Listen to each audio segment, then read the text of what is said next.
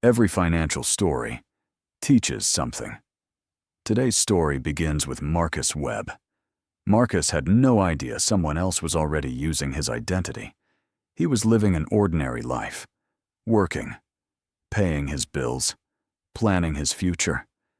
What he didn't know was that someone else had already begun building a completely different financial life using his name. Marcus worked as a logistics supervisor. He had one credit card, a car he'd already paid off, and a credit score he never had a reason to check. He came home from work like any other day. The mail was waiting on the kitchen counter.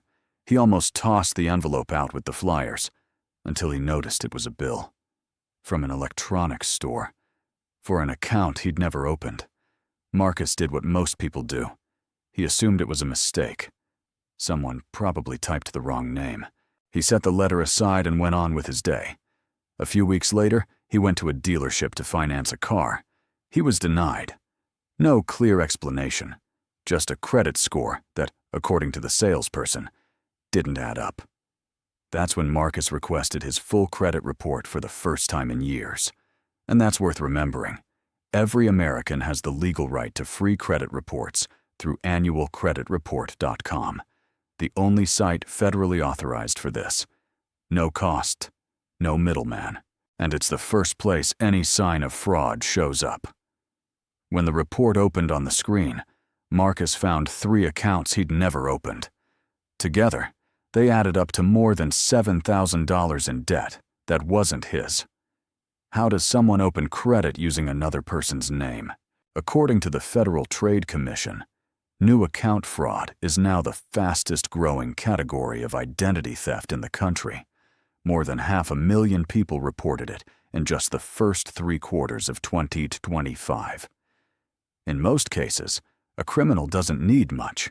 A full name, a date of birth, an address, and a social security number, data that's usually leaked years earlier, often without the victim ever knowing when or where. Marcus called each store one by one, asking them to close the fraudulent accounts. Then he contacted one of the 3 credit bureaus. Just one, because by law, that bureau has to notify the other 2, and placed a free fraud alert. From that point on, no company could open a new account in his name without verifying his identity directly. And here's what most people don't know.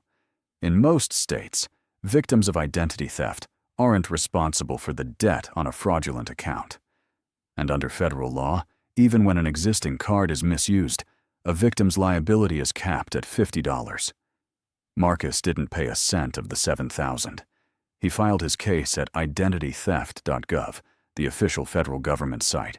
That report becomes a legal document, the FTC Identity Theft Report, which requires credit bureaus to remove the fraudulent information within 4 business days. The 3 fraudulent accounts came off Marcus's report. His score returned to normal. And for the first time, he placed a credit freeze, a free lock that blocks any new account from being opened in his name until he authorizes it. Marcus got his credit back, not because he was lucky, because he understood how the system works. Identity theft can happen to anyone. Staying unprepared doesn't have to. Check your credit report. Learn the warning signs. Know where to get official help. Financial protection rarely begins with money. It begins with knowledge. I'm Daniel Brooks.